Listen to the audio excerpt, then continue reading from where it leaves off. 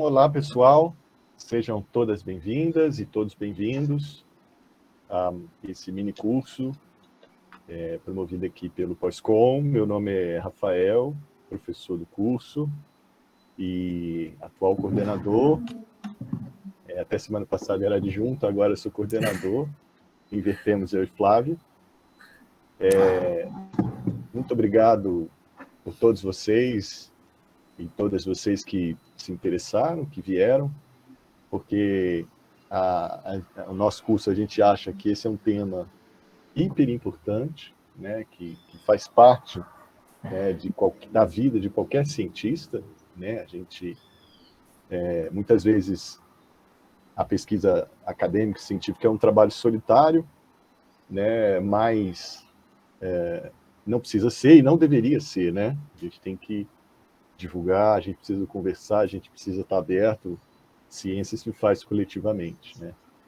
Então, antes de mais nada, queria agradecer também, né, enormemente a gentileza das professoras Ana Carolina e Simone por ter aceitado, né, participar, dar essa colaboração.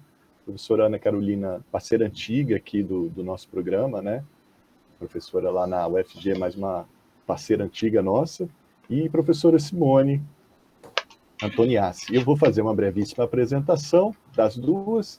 A professora Ana Carolina, ela é pós-doutora em comunicação pela Universidade Federal do Rio de Janeiro, né, pela Escola de Comunicação, a ECO-FRJ, doutora e mestre em comunicação pela Metodista de São Paulo, bacharel em jornalismo pela ECO também. Ela é professora do programa de pós-graduação em comunicação da Faculdade de Informação e Comunicação da Federal de Goiás, como eu adiantei, pesquisadora do Laboratório de Leitura Crítica da Mídia, também na Universidade Federal de Goiás. A professora Simone Antoniatti Tuso, pós-doutora e doutora em comunicação pela UF, não, também pela UFRJ, desculpa, Federal do Rio de Janeiro, né, mesma escola de comunicação, mestre em comunicação social e bacharel em relações públicas pela Metodista de São Paulo, e professora do Centro de Investigação, professora e pesquisadora do Centro de Investigação, Tecnologias e Estudos Intermédios na Universidade da Maia, né, mais conhecido como o ISMAI, lá ao norte da cidade do Porto. Então, professoras, brigadíssimo mais uma vez, e eu passo a palavra, vocês fiquem à vontade, né, e espero que vocês aproveitem essa super oportunidade que as professoras nos oportunizaram, tá bem?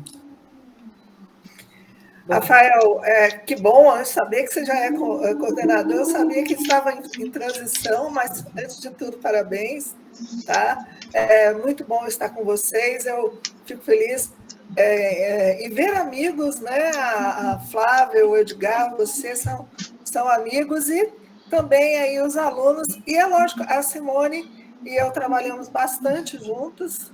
Tá? Temos uma dinâmica de trabalho muito boa, e a partir daí, o contato, inclusive, que ela está tendo em Portugal, a conhecimento dessa área de revista científica, nós pensamos em partilhar um pouco esse conhecimento, até porque está cada vez mais claro que, independente do governo, as pressões sobre a comunicação e as pressões, principalmente sobre a pós-graduação, vão crescer.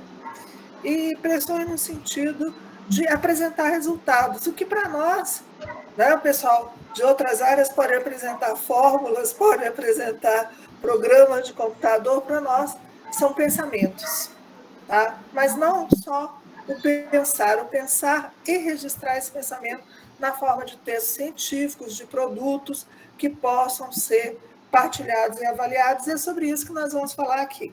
Aí eu vou deixar a Simone falar. Então, o que eu gostaria de deixar assim, bem à vontade, toda essa discussão de hoje à tarde, é sobretudo para que a gente pense juntos mesmo. Então, eu e a professora Ana, a gente trouxe aqui algumas pistas que podem ser interessantes para esse pensamento, né, de o que fazer para que os nossos textos efetivamente possam ter algum sentido de publicação um pouco mais assertivo. né? Então, é nessa linha que a gente vai tentar conversar um pouquinho com todos vocês. Mas obrigada pelo convite, viu? Um privilégio estar aqui com vocês. Bom, nós começamos fazendo uma pauta aí, né? Tá? A questão do contexto, tá? As relações entre pesquisa científica e contexto existe, e nós queremos falar sobre isso, né? A pesquisa científica, a primeira noção que a gente tem, eu entrei na pós-graduação com essa ideia, que a pesquisa seria pura e desligada do contexto. Não é assim. Existem temas que estão mais fortes em determinados momentos, mais fracos em outros, e a própria maneira de fazer também muda, tá? Mas existe um ponto comum, que é esse elemento abaixo, a razão e a evidência científica. O trabalho científico é baseado na razão e deve ser discutido a partir desse ponto, né? E, é lógico, a evidência científica e as prioridades na investigação. Respondendo às pressões, nós vemos claramente que existem pressões por determinados assuntos, as pressões também são móveis, mas há um pouco de conhecer quase o caráter do local onde você pretende publicar, e essas pressões acabam sendo muito claras. Há locais que fazem questão de atualidade, principalmente na comunicação, né, de temas atuais, outros que gostam mais do enfoque teórico e outros que, ao contrário, têm um certo desprezo pela atualidade. Acha que existe um aproveitamento ou um oportunismo. Tá? Então, essa questão a gente vai discutir também. Os elementos do processo investigativo, uma questão muito séria que no Brasil nem sempre transparece, até porque nós valorizamos muito as abordagens qualitativas, mas na Europa, nos Estados Unidos, o processo quantitativo é muito valorizado, tá? E aí sim, essas abordagens, elas respondem, elas passam por caminhos diferentes, tá? Inclusive no outro ponto, que é o critério de qualidade e validação do conhecimento, a quantitativa e a qualitativa passam por processos diferentes. Elementos da redação científica, que em princípio todo mundo sabe, mas também são mutáveis, né? A organização interna do texto e, por fim, escolhendo onde publicar o seu artigo. Tá? Também fizemos aí algumas reflexões a respeito disso. Essa seria a nossa pauta aí do nosso encontro, nosso debate. Tá? Pode passar, Rafael, por favor. Bom, eu vou começar, né? Qual é a sua identidade como pesquisador? Qual a sua visão do mundo? Qual a sua perspectiva para a abordagem do conhecimento? É positivista, é construtivista, é participativa, é pragmática e tudo mais. Por que nós perguntamos isso? Tá? Cada um de nós tem uma personalidade científica. Ela nasce lá na graduação, mas vai sendo formada na pós. Tá? Certo? E aí, ele vai se refletir nas abordagens. Mesmo quando nós não queremos, tá? Às vezes eu vou fazer uma coisa diferente, quero agradar o meu orientador e tal, aquele passado acaba sendo importante. É importante você ter essa visão, porque isso também vai determinar outra ponta, onde você vai publicar, o que você vai fazer, o que você vai pesquisar. Então, antes de começar, é pensar nisso, qual a sua identidade enquanto pesquisador. Tá? As abordagens de investigação que você usa, qualitativa, quantitativa, mista, quais os métodos de pesquisa, quais que você se sente mais confortável. Isso também é importante. Tá? Certo? É lógico que ninguém deve ficar parado no tempo e é bom você evoluir. Se espera uma evolução. Tá? Mas, ao mesmo tempo, principalmente para quem está começando, para quem está no mestrado, é importante trabalhar com métodos que você tenha confiança. Isso vai se refletir no seu texto. E aí vem a última pergunta. Quem são seus parceiros e que grupo você frequenta? Fala alguma coisa, Simone? Continuamos? Não, isso. Pode passar, Rafael. Eu vou dar continuidade para a outra. Turma. Por que eu falo isso? Primeiro, sua turma é do seu orientador. Tá? Isso para quem tem um orientador e para quem já teve. O seu orientador vai definir muito do que você é. Mas você também vai passar por quê? Pelos congressos, pelos grupos e redes de pesquisa, pelos coautores que você trabalhar e pelos autores que você cita com mais frequência. Eu digo assim, essas pessoas serão importantes para você escolher o que e quando e como vai pesquisar. E aí eu vejo, nós avaliamos trabalhos para revistas que vêm, por exemplo, eu não recebo mais trabalho de semiótica, desculpem o semiótico, mas por quê? Porque chega a um determinado ponto da linguagem que eu começo a me sentir insegura para avaliar. Então, se você manda para uma revista ou para um avaliador que não domina a linguagem que você usa, não domina aquele método de trabalho que você usa, aquele não é da sua turma. O ideal seria que a gente conhecesse o avaliador, para saber se é da turma da gente. Mas a avaliação é cega. Então, você tem que, pelo menos, pensar uma revista que fale a língua que você domina na pesquisa. Porque corre o risco de você não ser sequer entendido. Então, seu trabalho está ótimo, um trabalho ótimo, que eu estou citando a semiótica, que é uma área que eu reconheço maior dificuldade, está ótimo para semiótica, mas eu vou ler e vou dizer, não, isso aqui não é comunicação, não. Isso aqui é outra coisa. Tá? Eu já recebi um trabalho sobre discussões nos corredores de uma empresa. Tá certo? O papel da fofoca. Eu parei e pensei, será que isso é comunicação? Eu despachei para outro avaliador, porque eu não me sentia à vontade. Mas o que era? O que isso traduz? Não era a minha turma. Não era um assunto que eu dominasse. E eu tive o critério de passar para outro avaliador. Tem gente que despacha negativa direto. Não vai. Então, é importante que cada um saiba aonde está aquele seu grupo. Tá? A revista que você escolheu, o espaço que você quer divulgar, fala a sua língua, tá? Certo? Vai entender o seu trabalho, esse espaço está de acordo com aquilo que você pesquisa, tá? E aí nós vamos falar sobre como você vai descobrir isso. Evidente, qual é o seu primeiro ponto? O seu orientador, pensa no seu orientador. Tá? O Edgar vai rir porque ele sabe quem foi meu orientador. Meu orientador andava pelos corredores e perguntava assim, você está publicando? Você está publicando? Está escrevendo hoje? Está publicando? Está produzindo? Está produzindo, né? Está produzindo. Tá? Mas o que eu herdei... Se não tivesse, ele logo chegava com um livrinho e falava assim, faz uma resenha desse aqui. Faz a resenha, escreve um capítulo para esse livro. Faz um capítulo desse livro aí. Para dar uma palestra, faz uma palestra, eu acho que foi Pasquale e tal, sobre isso. Ele falou, professor, eu nunca estudei isso. Ele falou assim, pois é, você tem de hoje aqui há 2 dias para estudar. Tá? Você vai dar a palestra. Então, mas desse passado que eu tenho com ele, tá? Certo? Eu herdei amigos, mas herdei também pessoas que desconfiam. Até porque ele era uma pessoa de grandes amigos e grandes inimigos.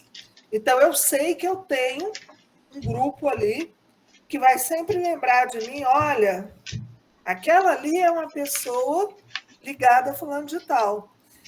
E vai ter gente... Pro bem ou pro mal? Pro bem ou pro mal. Pro bem ou pro mal. Mas, que bom, ela foi orientada do Marcos de Mello, outros vão dizer, não, não sei, né? Essa área que ela pesquisa, assim, o Mello, tal. Então, conheça a sua turma. Esse é o primeiro passo. E essa questão, quando a Ana coloca, né, conhece a sua turma, de coração, gente, a gente não está querendo dizer que os artigos são ou não publicados no sentido de que os amigos publicam e os inimigos não. Não é nesse sentido, tá? Que fique bem claro que é no sentido de linha investigativa. Então, em quais revistas, e isso é fácil da gente olhar, basta que a gente se dedique um pouco a olhar o corpo editorial, a olhar um pouco o corpo de avaliadores, para entender a linha da revista. Né? Muitas revistas trazem isso explicitamente na descrição da revista, tá? Com os dossiês. e, obviamente, lendo artigos da revista que você pretende publicar. O que a gente quer dizer com isso? E mais para frente tem algumas lâminas que vão dar ênfase. O que a gente quer dizer com isso acabou aquele estágio de fiz um artigo, vou olhar aqui pelos textos, pelos títulos das revistas para onde eu vou mandar. A gente tem que olhar mesmo para a revista, o que ela faz, o que ela publica, qual é a linha, para entender se, obviamente, o texto que a gente está produzindo tem aderência, eu acho que a palavra que fica aqui é esta, se o texto que a gente está produzindo tem aderência com a revista que eu estou pensando ou intencionando publicar. E uma coisa muito simples, você vai ver na revista se os autores que você usa estão nas bibliografias dos artigos da revista, tá? Certo? Se as bibliografias das revistas da revista que você está consultando só tem gente que você não conhece, está na hora de você desconfiar e ver se é a melhor opção mesmo para você mandar o seu artigo. Agora, se tem as bibliografias, você encontrou várias referências que você usa, oba! Suas chances, ali você está falando com pessoas que conhecem os mesmos autores que você usa. Pode passar, Rafael, por favor. Tá.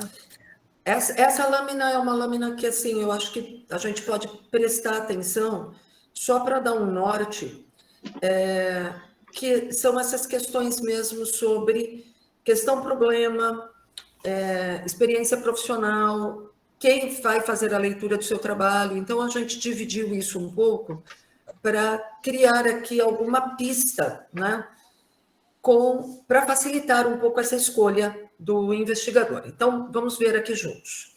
Se a sua questão-problema, então, óbvio que a gente tem que ter uma questão-problema, tá, gente? Se a questão-problema identifica fatores que podem influenciar um dado, se faz perguntas como ou busca a utilidade e uso de uma determinada ação, como fazer, tal, a sua pesquisa tende para uma investigação quantitativa.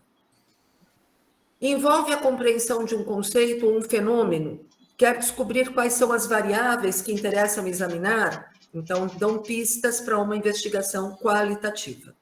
E se ela estuda variáveis associadas a um conceito ou um fenômeno em uma amostra ampla, né, ou de indivíduos, e quando esse indivíduo pode ser trocado também por quantidade de matérias jornalísticas, por exemplo, aí provavelmente você tem uma tendência de uma pesquisa mista.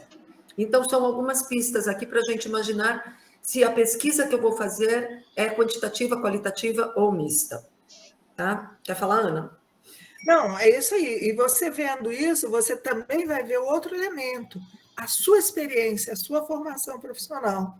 Tá? Tem muita gente que vem da graduação para o mestrado e tem um tipo de formação, outros têm uma experiência profissional. Esses passam pelo quê? Pelo como. Eles viram como é feito. Então, às vezes, ele tem uma identidade que não é melhor nem pior, é só diferente. Tá? Então, se você vai fazer essa questão do problema, pense também na sua experiência pessoal, formação, experiência profissional, o que você usou na graduação, no mestrado, quando você já está no doutorado, tá? Porque tudo isso vai fazer diferença. Eu não estou dizendo para ninguém estacionar, não, gente. Vamos evoluir. Mas pense um pouco na sua... A gente evolui dentro de uma linha. Essas quebras podem resultar em traumas no sentido de começar tudo de novo, aí você perde a sua identidade como pesquisador, no mínimo levanta suspeitas, tá? Já aconteceu e conheço gente muito bem sucedida, mas é sempre um desafio, tá? E aí tem essas pistas também para essa experiência profissional, né? É orientada para escrita científica e técnica para estatística, então você tem uma pesquisa, e eu acho que é isso, é um pouco você como pesquisador, mas também um pouco a pesquisa que você está fazendo, para não ficar nesse marasmo que a Ana está colocando, mas também olhe para a sua pesquisa. Há determinados momentos que a gente pode ser um pesquisador absolutamente inclinado para o qualitativo, mas uma pesquisa em especial, ela demanda uma análise, uma abordagem quantitativa. Então, é olhar muito para esse objeto e o que a gente está pesquisando naquele momento. Então, orientada para uma escrita científica, técnica, estatística, então há uma tendência quantitativa. É uma escrita literária, criativa, com análise de texto, condução de entrevistas, observações, você tem, então, uma tendência nesta pesquisa para o qualitativo. Familiarizado com as duas abordagens em uma combinação quantitativo com qualitativo, então, obviamente, você cai no misto, né? E pensar sempre em quem vai ler isso. Congressos, revistas, grupos, agências financiadoras, tá? Se você está tentando um financiamento, esse financiamento traz pistas do que ele quer como resultado dessa pesquisa. E, de novo, a gente falou isso na lâmina passada, os americanos e os europeus têm valorizado muito o quantitativo, apesar dos brasileiros ainda tender muito para o qualitativo, né? Há outras variáveis, claro, não dá para dizer que, então, se eu quero publicar numa revista da Europa, eu faço um quantitativo e está resolvido. Não, não é assim. Mas a bem da verdade é que há uma tendência de que artigos só realmente assim, o que eu imagino sobre tal fenômeno na televisão, isso não tem sido tão bem aceito nas revistas da Europa, quanto se você tem uma pesquisa com números, tá? E que te tragam efetivamente dados concretos. A análise de conteúdo, que é um método muito antigo, por exemplo, é visto com muita desconfiança no Brasil, mas na Europa é muito valorizado. Aí você pega algumas revistas inclusive que aceitam em português, não só de Portugal, da Espanha, até na França, algumas aceitam em português, e você coloca uma análise de conteúdo, o valor do seu artigo sobe. No Brasil, muitas vezes, o valor do seu artigo desce quando você coloca a palavra análise de conteúdo, tá? Então, isso tem que ser pensado, tá? Certo? Pode passar. Tá. Isso, e aqui a gente continua nessa linha, né, tentando dar umas pistas aí para quem está produzindo o seu artigo, do qualitativo, quantitativo, da mista, né? E aí, por perspectiva, a gente colocou 4 categorias, por perspectivas de conhecimento, na qualitativa, construtivista, participativa, comunitária, crítica, culturalista, na quantitativa, pós-positivista, funcionalista, técnica, e na mista, se for a pragmática. Na estratégias de investigação, na qualitativa, fenomenológica, grounded theory, etnografia, estudos de casos, biografias. Na quantitativa, se forem respostas objetivas para questões objetivas, estudos experimentais do survey. E na mista, se forem sequencial, explicativa, observação continuada. E aí, no método de abordagem, também a gente colocou 3 pistas. Se for no qualitativo, questões abertas, histórias de vida, etnografia da mídia, análise televisual, análise de discurso, abordagens emergentes, dados de textos, dados de imagem. No quantitativa, esse método de abordagem tenderia para as questões fechadas, onde você pode ter os números, né, com abordagens pré-determinadas, dados numéricos, análise de conteúdo, e se for na mista, os múltiplos métodos, com questões fechadas e abertas, abordagens emergentes pré-determinadas, dados qualitativos e quantitativos. E daí na prática da investigação, né?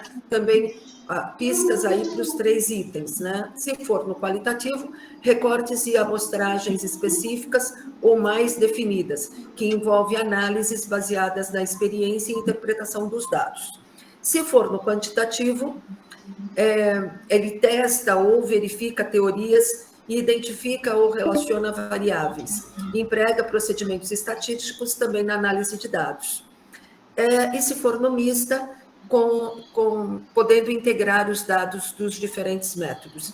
Então, é um quadro, assim, também de tendência, né? Se você tem uma tendência, então, ali, as tendências do qualitativo, do quantitativo e do misto, para que o próprio investigador, aí no início dessa investigação, possa balizar o que efetivamente ele quer, né? Ele quer número, ele quer quantidade, ou ele não, ele quer análise. Então, aí é para que a gente possa ter também umas pistas dentro para onde a nossa pesquisa vai caminhar, né? Para um método qualitativo ou quantitativo ou uma pesquisa mista. Olha, gente, muitos autores já estão começando a não falar em quantitativo e qualitativo. Por quê? A quantidade é uma qualidade. Então, eu simplifico da seguinte maneira: existe a pesquisa quantitativa inteligente e a pesquisa quantitativa burra. A qualitativa também, mas é mais difícil perceber. É qual? Quando você dá o resultado quantitativo como se fosse a única resposta.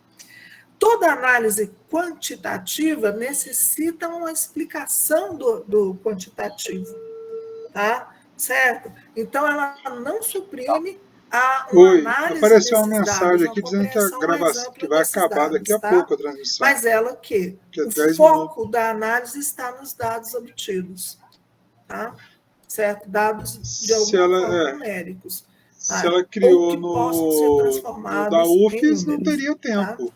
Né? Pode passar, Rafael, por favor. Tá bom. Falou. Rafael? Ok, obrigada. Do título até a conclusão. Tudo deve seguir um processo harmonioso que, ao mesmo tempo, expande a forma, mas mantém uma lógica de correlação e de interferências, tá?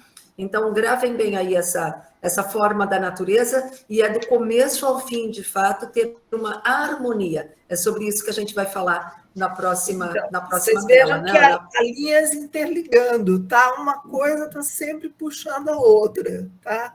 Uma coisa está sempre relacionada à outra, tá? Certo? Vamos Pode para passar, frente. Rafael.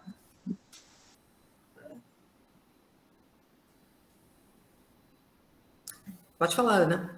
Então, essa figura funciona em diferentes sentidos, né?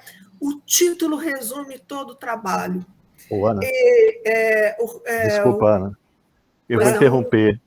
Desculpa, eu vou interromper. Apareceu uma mensagem para nós aqui, eu não sei, acho que a secretária criou o Meet. Isso, dizendo que a sala vai cair, né? Numa conta extra UFES. Então, antes que a gente expire aqui, eu já criei numa conta UFES a seguinte sala que está no chat. Infelizmente, todos teremos. Vamos trocar de sala, né? Trocar de sala, eu peço desculpa a todo mundo. Não tem problema. Mas nós vamos precisar ir para esse link novo aí que eu acabei de colocar. Esse link eu estou como UFES. Ok, estou indo para lá, estou saindo daqui. Estou copiando o link. Bom, então, nós estávamos falando da figura anterior, né? Ela funciona em diferentes sentidos. O título resume todo o trabalho. Volte no título, e talvez o título até seja uma coisa para ser dada no final, e veja se ele diz do seu trabalho. O resumo é uma ampliação do título, tá? Certo? E acaba sendo importante você colocar, se não as mesmas palavras, muito próximo no título. Então, você usou trabalhadores, aí você mudou para trabalho, tudo bem, mas tem que ter a alma ali, né? E a introdução é uma ampliação do resumo. Um remete e complementa o outro. Então, você fez o resumo, olha lá a nossa figura crescendo, você vai crescer ele na introdução. E o contrário também vale, né? O resumo tem que ter os elementos principais, é lógico, da introdução, e no título tem que ter a alma desse resumo, né? O texto vai explicar os elementos do título. Isso é outra coisa importante, tá? Se um conceito, por exemplo, modernidade, está no título, ele tem que estar explicado, tá? E nós vamos ter até uma lâmina para falar disso. Algumas palavras são extremamente perigosas, porque a gente usa no sentido comum, mas elas são conceitos. Então, veja bem, as palavras que tem no seu título têm que ser explicadas no texto, né? E aí, a conclusão retorna o quê? Ao objetivo e responde à pergunta ou à hipótese de pesquisa. Então, ele é todo nesse sentido mais circular. Tá? Queria fazer um acréscimo. A gente acabou, talvez, me passou, para mim e para a Ana, a gente não colocou nessa lâmina. Muito importante, gente. Palavras-chave. Dentro dessa linha que foi aqui descrita, Notem aqui um pulo do gato. Eu não sei se está no próximo. Como eu não me lembro se está no próximo, eu vou falar dela aqui. Vamos falar para lembrar. Todo mundo me lembrar 3 vezes. Vou lembrar dela aqui. Palavra-chave, gente. Uma coisa que os avaliadores têm pegado assim muito veementemente. As palavras-chave são extraídas do resumo. Então, todas as palavras-chave precisam estar no resumo. Isso virou quase uma regra, no sentido de, como se isso é uma palavra-chave, que alguém vai, pelo índice de busca depois, encontrar esse artigo, como é que no próprio resumo do artigo, onde essas palavras são fundamentais, as palavras-chave não aparecem? Então, isso é quase um pulo do gato que os avaliadores têm tomado como base. Então isso não é palavra-chave, porque essa palavra-chave efetivamente não leva nem ao resumo. Então, isso não pode. Então, pulo do gato.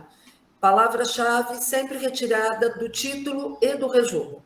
E as 5 ou 3 palavras-chave que nós elencarmos quase, eu diria quase obrigatoriamente, tá? Obrigatoriamente retirada do título e do resumo. O ideal, inclusive, é que vá igualzinha, porque eu já vi avaliador fazendo, buscando no localizador do Word. Tá? Então, você falou trabalho, no título está trabalhadores ou trabalhando, mas ele não acha, porque não é igualzinho. Tá? Mas, no mínimo, tem que ter relação. Tá? Certo? Então, avaliadores têm de todo tipo. Às vezes, quem manda trabalho sabe que recebe uma avaliação ótima e outra nem tanto, quando não é completamente diferente. Então, do mesmo jeito, tem gente que vai lá e presta atenção, que é o mesmo sentido, a palavra não é a mesma, mas é o mesmo sentido. Outros não, buscam a palavra exatinha. Então, o ideal é que você coloque a palavra exata. Tá? Bom, eu coloquei isso aí, a vida e a ciência fica mais fácil quando você sabe o que quer. Tá? Isso aí quem me disse uma vez foi uma psicóloga, disse assim, olha, a vida fica mais fácil quando você sabe o que quer. Aí eu descobri que a ciência também. Então, se é assim, o que começa? Tudo começa com a pergunta de pesquisa, né? Tá? Certo? Aqui, tá? Tudo começa com uma boa pergunta, tá? Certo? Aí, cabe a você como elaborar uma boa pergunta de pesquisa. Primeira coisa é você se perguntar, a sua pergunta original já foi respondida ou a resposta está implícita na própria pergunta? Gente, vou te falar, o que eu recebo de trabalho que a pergunta já se responde, tá? Certo? Não dá. Vai para o escanteio no ar. Não passa da pergunta de pesquisa, a avaliação, tá? Então, a primeira coisa é essa, a pergunta tem que ter um certo nível de originalidade. Tá? Isso é muito fácil nas ciências sociais. Por quê? Porque se a gente avaliar o desempenho do governo federal há 2 anos e agora já mudou. Então, existe um nível de originalidade, mesmo sendo uma pergunta que, de certa forma, já foi respondida. Tá? Certo? Vou passar aqui no meu PowerPoint, né? Tá? Ele está sumindo para mim, Rafael. Por isso que eu estou voltando aqui no meu. Tá? Ótimo, obrigada. Ele responde a falhas na literatura sobre o tema. Ora, se você está escrevendo sobre um tema, sobre televisão, significa que você tem um domínio naquela literatura. E você identificou que aquele ponto, tá, não foi respondido.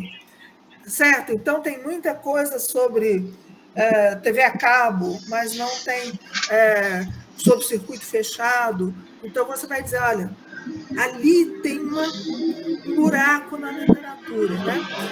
Essa pergunta também gera novas hipóteses sobre o funcionamento de alguma coisa, apresenta alternativas metodológicas. Tá? Olha, foi avaliado assim, alguém fez uma análise de conteúdo sobre isso, mas eu acho que na análise do discurso posso descobrir alguma coisa mais. Complementa estudos anteriores. Isso é uma coisa que nós valorizamos pouco. mas eu publico sobre isso, eu fiz um primeiro estudo, foi até aqui. Agora eu continuo esse estudo, a partir do que eu já descobri no primeiro, eu vou continuar. Isso é importante. Mostra que você tem consistência enquanto pesquisador. Tá? Essa outra coisa importante aqui, contribui para a melhoria da prática profissional. Tá? Certo? Isso aí é uma coisa muito valorizada pelas agências de fomento. As agências de fomento hoje estão com um olhar muito técnico. Então, essa ideia de contribuir para a prática profissional tem sido muito valorizada. Estimula novas investigações, tá? Ou contribui para a reflexão, mudança de políticas. Gente, precisa ser tudo isso? Não, é óbvio que não. Tá? Nem dá. Tá? Mas uma dessas coisas tem que estar presente, pelo menos uma. Tá? Pelo menos uma, exatamente. Pelo menos uma. Tá? E aí outra questão, sua pergunta pode ser respondida. Ora, as luzes do universo brilham por quê? Gente, tudo bem, você vai responder como? Legal perguntar isso, mas como é que você vai resolver isso? Então, é muito comum chegarem, principalmente em projetos de pesquisa, eu quero analisar os jornalistas do Brasil, quantas horas eles trabalham. Meu filho, você vai visitar a Oiapoque, o Chuí, vai viajar por um. Não mas é porque eu vou... muda, faz um bom trabalho local, muitas vezes, traz melhores contribuições do que uma coisa imensa que você não faz completa, né? Bom, aí vem os outros elementos. Está de acordo com os requisitos éticos, respeita os princípios éticos. Comissão de ética, gente. Comissão de ética não existe por acaso.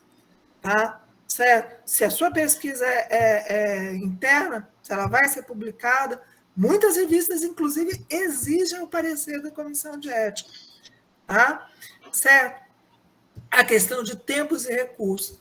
Vou levar 2 anos avaliando alguma coisa para fazer um artigo científico.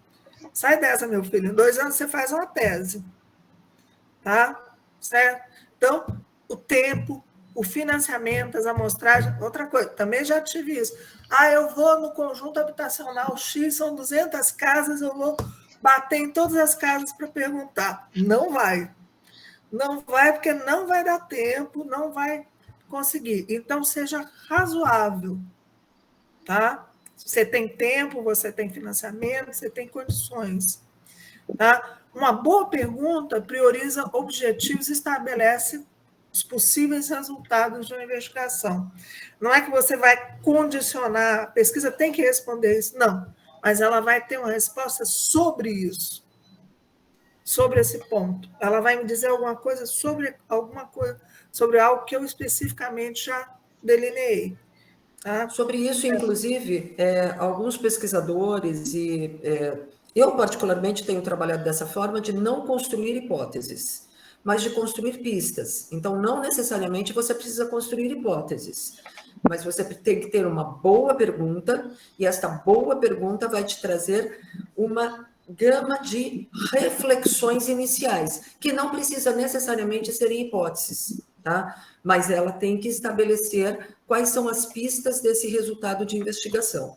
Então, hoje, já vários investigadores já não trabalham mais com hipótese, tá? Numa tentativa de que pode haver um engessamento. Glauber, pode ser pergunta, sim. Eu, particularmente, prefiro trabalhar com uma pergunta central e outras perguntas ao invés de hipóteses. Tá? Que, na verdade, vão causar o mesmo efeito. Tá? O problema é que nós fomos vendo que, ao longo do tempo, a gente vai tendo, Glauber e toda a mesa, que a hipótese pode engessar, porque quando o pesquisador não encontra os dados da hipótese, ele tem uma tendência de achar que a pesquisa dele não deu certo.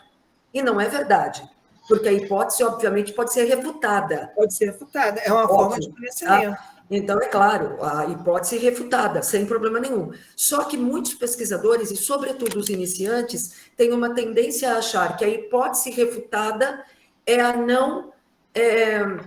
a pesquisa que deu errado. Tá? Então, a pesquisa deu errado, minha hipótese foi refutada. Não é. Tá? Hipótese refutada é porque simplesmente eu pus uma hipótese no positivo e foi negativo, só isso. Mas até por essa questão, para que não haja essa inquietação quase, então eu particularmente prefiro e tenho adotado isso com os meus orientandos, de trabalharmos com novas perguntas. É quase uma pergunta central e outras perguntas que servem de indicativo em substituição às hipóteses. São métodos, tá? São formas de investigar ou são predileções, mas, enfim, tem dado certo dentro dessa lógica. Glauber, uma pergunta, ela é quase uma promessa que vai ser respondida. Então, tome cuidado com o que você vai perguntar e tome cuidado para você não perguntar demais, porque significa que você vai ter que responder muita coisa, tá? Certo? Num texto, por exemplo, uma pergunta principal, e aí você ter uma pergunta principal e trabalhar com secundárias que sejam derivações, complementações, tá? Detalhamentos da principal, ok. Mas veja, você perguntou, você tem que responder. Essa é a lógica do trabalho científico.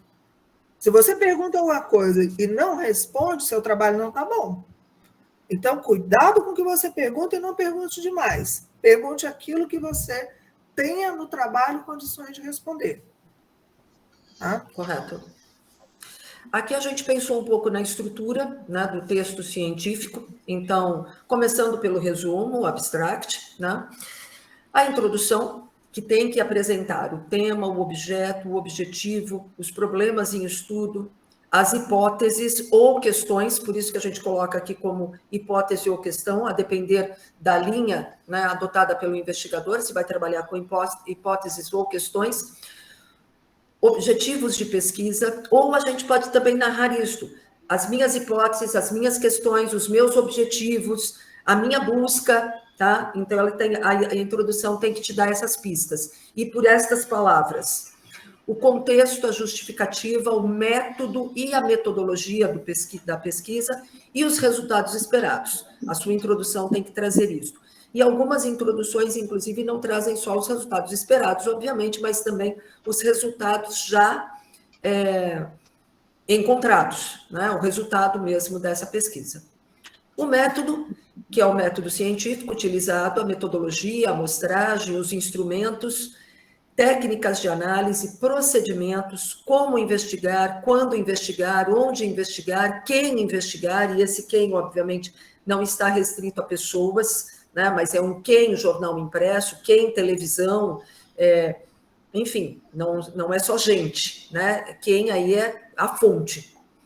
O resultado dessa análise descritiva, que é a descrição dos dados que você encontrou, que aí você vai apresentar por gráficos, tabelas, narrativas, padrões discursivos, ou seja, como que você vai mostrar tudo isso, de que forma você vai trazer um texto que tenha uma expressão daquilo que você encontrou. Notem bem que o resultado não é o coração da pesquisa em termos da análise dos dados. Tem gente que para no resultado. Parar no resultado é que não pode, tá? Faz o resultado e depois já faz a conclusão, mas não tem análise. É muito interessante, mas essa discussão dos dados e análise dos dados é fundamental. A gente não pode ir numa pesquisa e parar no resultado, como se o resultado fosse o resultado do trabalho. Não, o resultado é o resultado da busca dos dados. Eu minerei os dados, minerei esses dados e cheguei a um determinado resultado. Ok, e agora o que é analisar esses dados para que ele tenha um sentido social? Essa interpretação é o que me leva à conclusão. Não necessariamente o resultado encontrado. O resultado é um número. O resultado é um texto, enfim, o resultado é um dado, uma descrição. A gente não para na descrição, a gente vai até a discussão dessa análise. E a bibliografia deve ser cada vez mais a bibliografia utilizada no texto, tá? Ou seja, aquilo que foi citado. Porque senão a gente encontra trabalhos com livros que eu li desde o dia que eu nasci, tá? E tudo bem, é claro que tudo aquilo ajuda a formar o pesquisador, mas não foi, de fato, fundamental para aquele trabalho. Você leu, aquilo te deu uma luz, a gente não para de ler nunca, mas nem tudo tem que estar na bibliografia do seu trabalho. Então, privilegie colocar nessa bibliografia o que efetivamente foi citado no seu trabalho. É isso o que os investigadores e, sobretudo, os avaliadores vão olhar na revista científica, tá? Então, vai procurar ali qual é a bibliografia que você usou, que você citou, e ponto. E mais do que isso, porque normalmente a gente tem tamanho muito reduzido para publicar. Então, da onde a gente tira, né, aquilo que está em excesso? O excesso é exatamente bibliografias que a gente não citou no texto. Exatamente, tá? Esses resultados, a análise descritiva e a gente pode chamar de a análise crítica, esses 2 pontos, o 3 e o 4, tá, gente? Podem ser fundidos? Podem. E a gente faz essa separação porque em vários momentos a gente sente a necessidade de parar e dizer, isso é descrição. Mas você está analisando enquanto descreve? É possível? É. Mas, principalmente para quando a gente está começando e tal, não complique sua vida. Primeiro faça a descrição, depois faça a análise mais crítica. Mas eu achei que pode juntar as duas. Tudo bem, aí junte. Mas lembre de fazer as duas em separado para depois fazer essa união. E se você realmente está aqui fazendo um texto mais cartesiano, está pegando uma revista mais tradicional, às vezes vale trabalhar como 2 tomos separados, análise descritiva e análise crítica. Perfeito. Isso, pode trabalhar junto ou pode trabalhar separado, mas deixe claro o que você está fazendo. Se você vai ter um tópico, por exemplo, de resultado e análise de dados, ou se vai ter um tópico de resultado e um tópico de análise. Mas as duas coisas precisam existir e o avaliador precisa entender que, além de encontrar o dado, você trabalhou com o dado analiticamente e dentro de uma questão social. Olha, eu costumo dizer o seguinte, o avaliador, ele é um cara ocupado, tá? No mínimo, ele é professor. E professor, nós sabemos que tem muita coisa para fazer. Então, ele vai fazer a análise buscando os elementos principais, mas também com pouca paciência. O que significa isso? Tá? Se você não mostrar para ele que fez esses pontos de uma forma clara, ele vai chegar e dizer, não fez, eu não vi. Ele não vai ler 4, 5 vezes para achar isso. Ele vai ler uma vez, 2 no máximo. Tá? Se ele não ficou claro para ele que esses pontos existem, ele vai despachar o seu texto. Tá? Bom, a introdução. Aí, é tudo que nós falamos no outro, mas com mais detalhes, né? A definição do problema, a revisão e análise das questões que motivaram o trabalho. O que é isso, gente? Hoje, para mim, é importante aparecer um programa novo na televisão que é igualzinho da Hebe, ou tem alguma coisa parecida com da década de 50. Então, eu vou chegar e dizer, olha, por que me motiva estudar isso? Porque 50 anos depois estão repetindo o modelo, tá? Tem que identificar da bibliografia sobre o tema, objeto, pesquisa. Isso é muito interessante, eu vou falar sobre isso mais adiante. Olha, o autor X, que é uma referência no mundo, está pesquisando isso. E eu também. Então, você já justifica a sua pesquisa por ali. É algo que está motivando autores importantes. E você quer dar a sua contribuição. É tão importante que pessoas importantes estão publicando, estão vendo isso. Tá? Certo? Então, você identifica esses autores, você mostra outra coisa também, deficiência da bibliografia. Já se escreveu horrores sobre tal coisa, mas ninguém escreveu sobre esse detalhe. Tá? Certo? As falhas ou deficiências da pesquisa, a pesquisa nunca contemplou esse método, esse objetivo, né?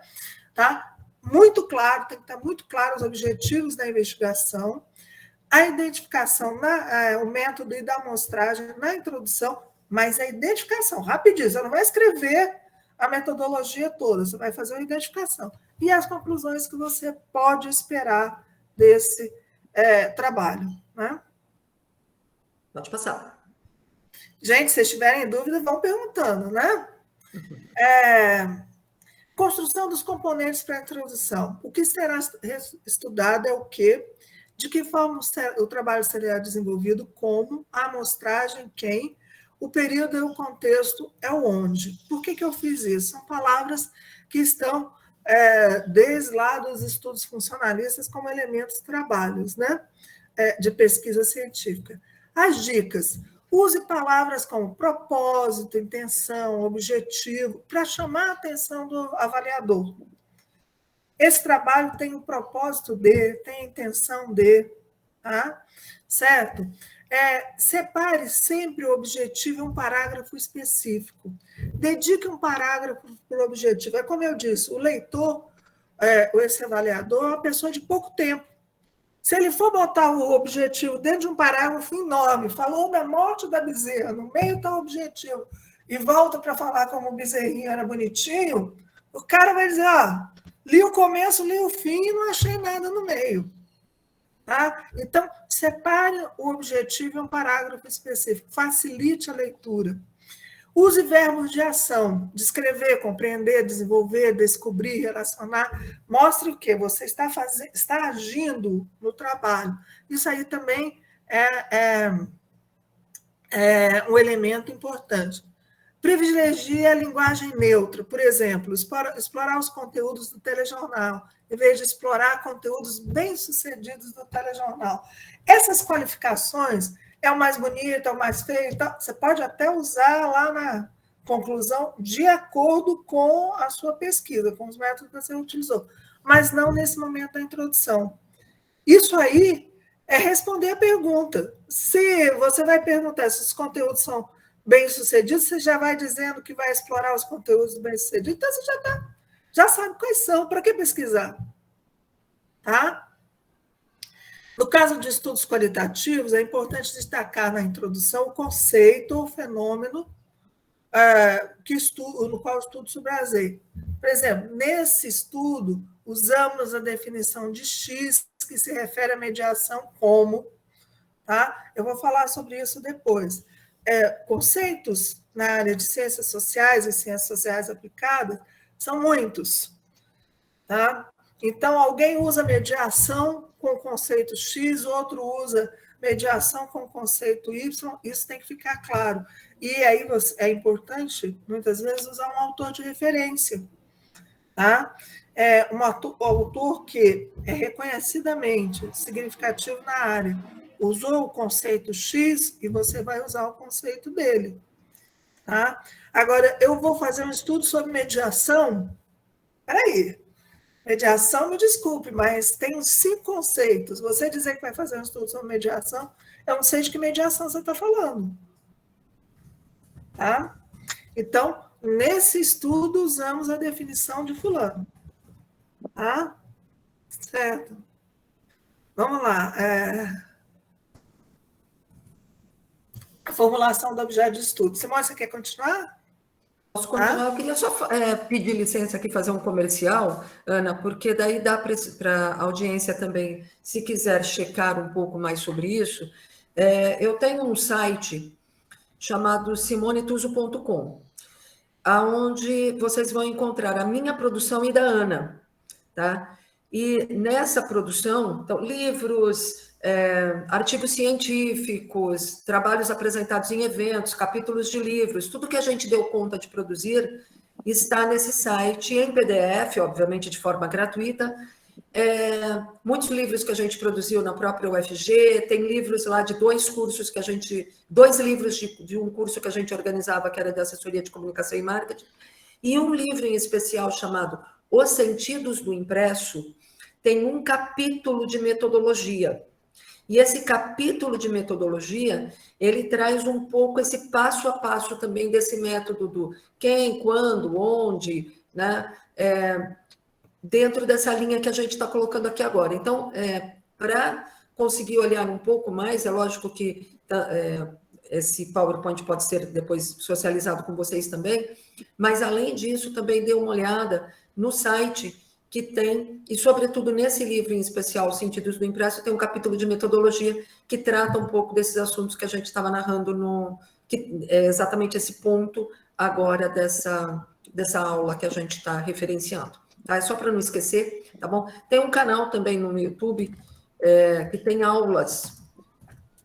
O canal do YouTube se chama Tudo de Bom.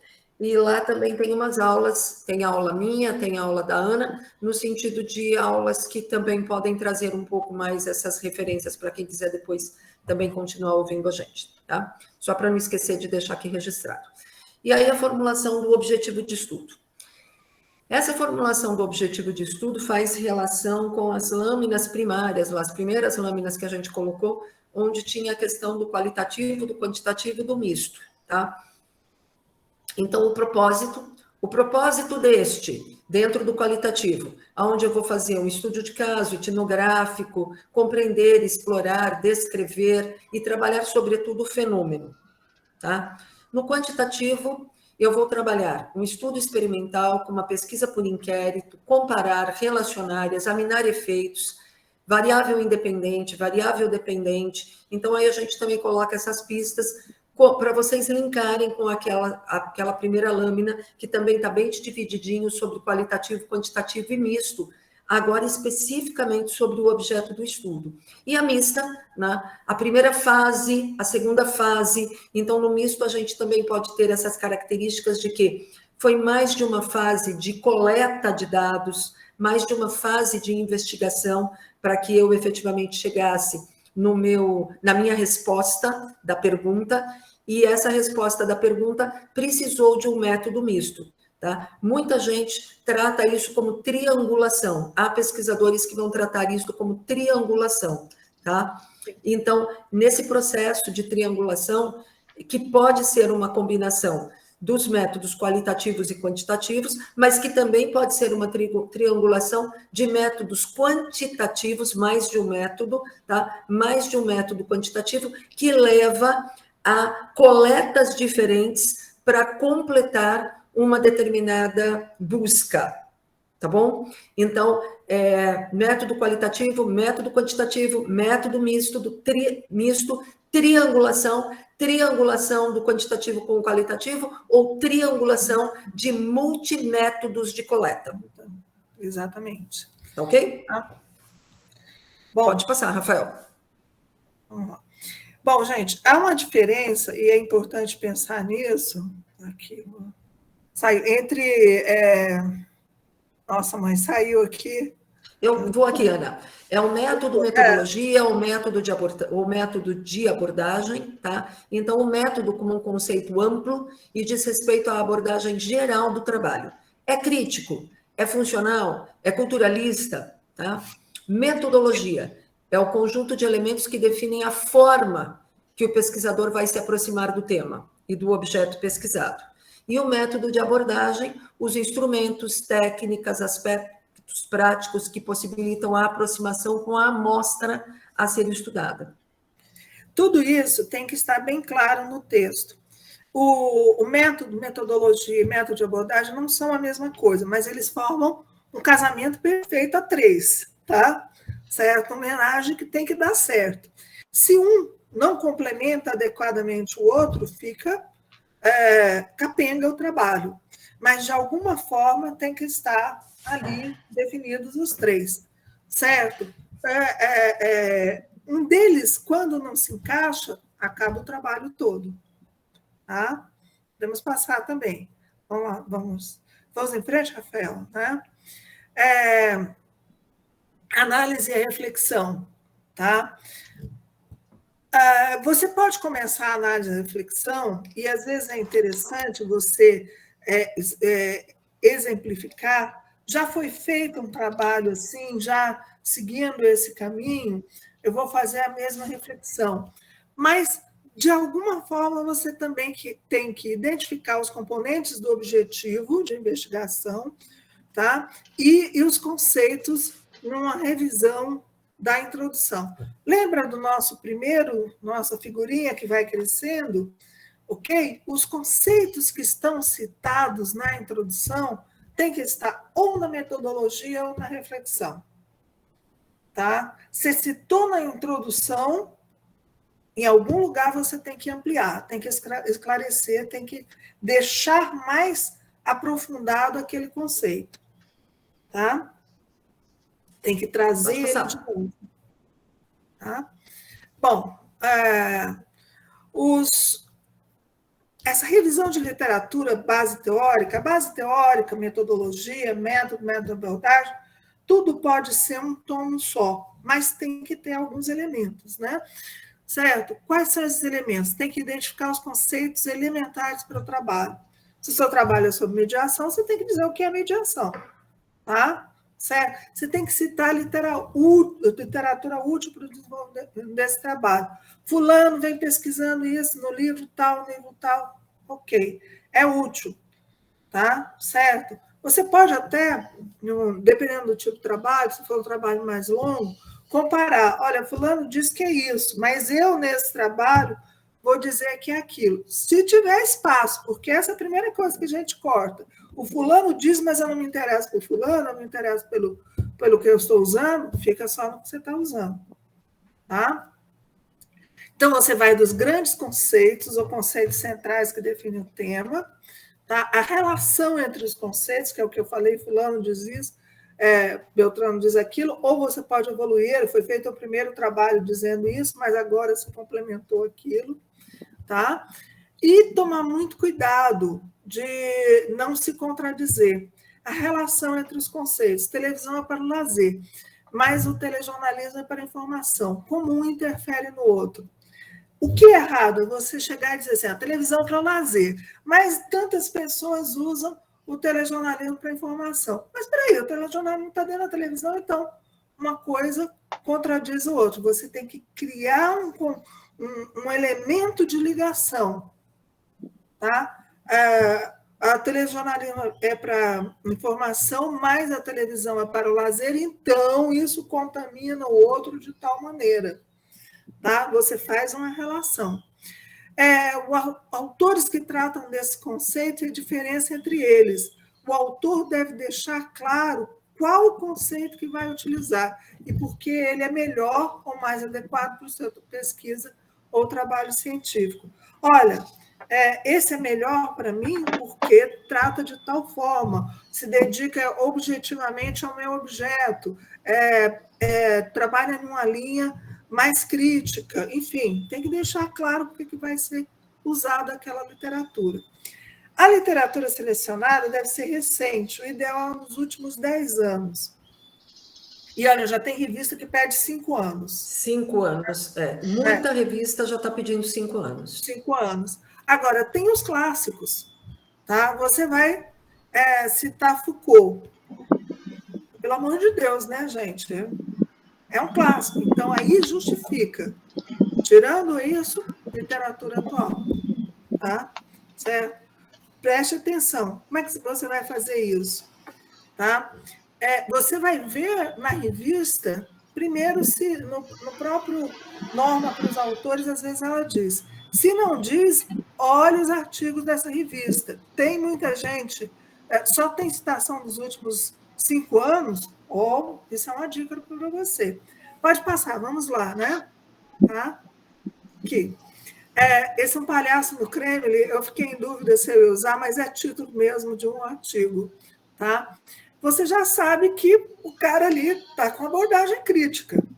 Quando põe um título desse, não vai fazer elogio, já está dizendo, eu vim para criticar. Tá?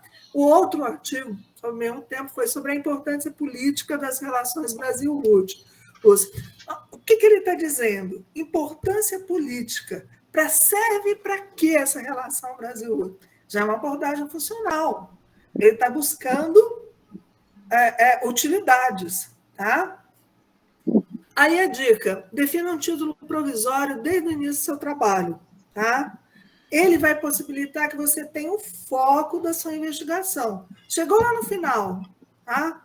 Esse título não cabe mais, eu vou citar o Freire, né, que o trabalho, o caminho se faz caminhando, às vezes, no decorrer da pesquisa, você muda alguma coisa, muda de foco, tá?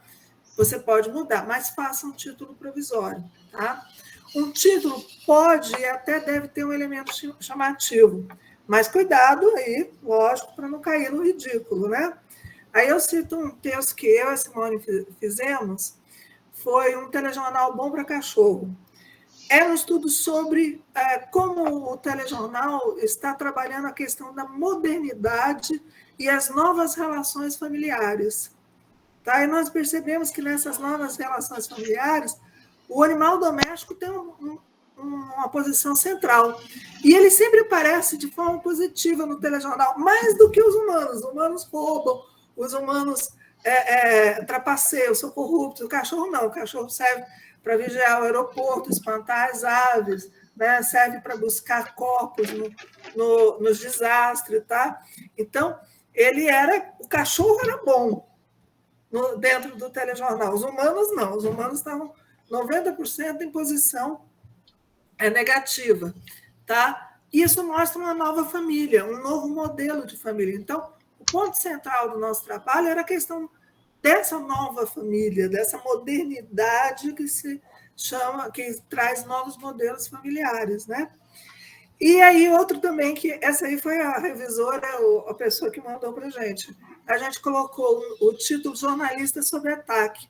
Ela falou assim, olha, era sobre mulheres jornalistas que são xingadas, atacadas no exercício profissional. Aí ela falou assim, olha, mas no jornalista é uma palavra neutra. Homens jornalistas, mulheres jornalistas. Isso não está identificado no texto. Inclusive, na primeira versão, ela falou para pôr a revisora, né? Não sei se é homem ou mulher, mas a pessoa que fez a avaliação. Falou assim, põe mulheres jornalistas. Aí depois ela falou, não, pode ser as jornalistas. Tá? E nós tivemos que mudar. Tá? Por quê? Porque fizemos uma generalização, né? Tá? Quem tiver curiosidade, esses 2 textos também estão publicados aí nesse site, tá? No simonecuso.com. Tanto o jornalista bom para cachorro, quanto as jornalistas sobre ataque estão publicados lá. Então, nesse site também. Uma forma de trabalhar que às vezes a gente se diverte muito. Então, nós começamos com essa história de ver as novas famílias e chegamos nos cachorros e rimos horrores das matérias que apareciam, mas foi bom, porque o texto ficou com esse aspecto positivo também. Nós curtimos as descobertas que nós fizemos durante o texto. Tá? Pode passar.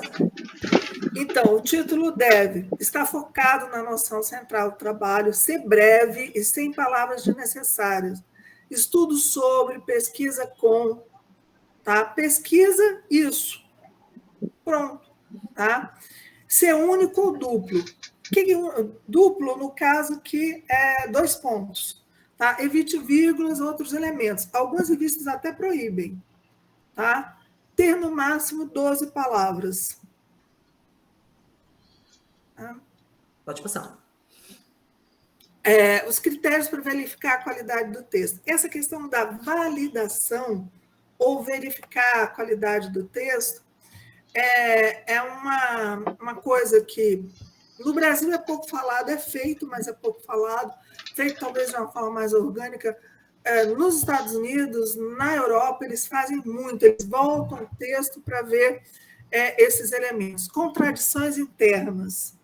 Tá? Eu lembro lá, nas minhas aulas de filosofia, não existe cavalo barato. Todo cavalo é caro. Aquele cavalo está muito barato. Ora, como é que ele está barato se não existe cavalo barato?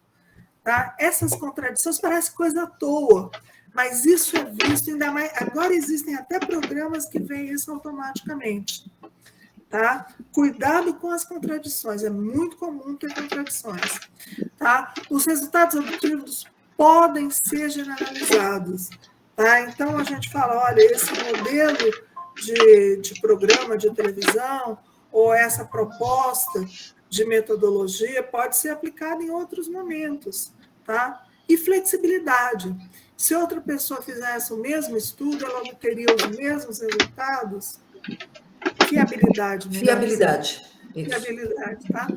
Na abordagem qualitativa, a credibilidade, os dados podem ser confirmados, a transferibilidade, dados podem ser aplicados em outro contexto. Isso é importante também, viu, gente?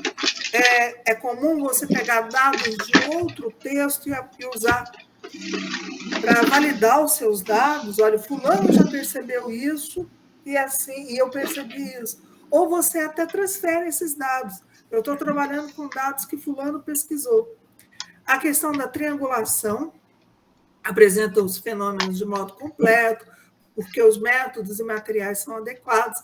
A consistência, que é a capacidade de outros investigadores seguirem o método utilizado, e a aplicabilidade, confirmabilidade. Outros investigadores podem confirmar essa pesquisa. Tá? Isso é uma questão. Tá. Pode passar. Isso. Tá. A escrita científica. Tá? Olha, eu sempre faço uma ressalva que eu sou particularmente cruel com o pessoal da comunicação, que se escreve bem ou não, porque eu acho que nós temos obrigação. Se for jornalista, então, escrever mal, eu desconfio muito. E textos de outras áreas, às vezes eu faço avaliação de ciências sociais, com uma série de coisas, eu tendo a ser menos rigorosa. Mas isso significa o quê? Tem que entender o texto, gente. É o básico. Se o texto não está fácil de ser lido, se não é lido com tranquilidade, tá? Certo?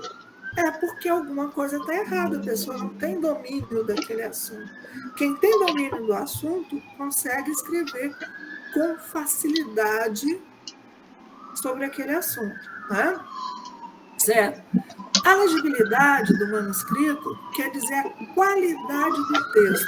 E muitos textos, quando o texto é gostoso de ser lido, o avaliador se abre para o texto. Nossa, ele sente prazer em ler o texto, mais chance de ele ser aprovado. A consistência no uso dos termos, evitar usar palavras equivalentes.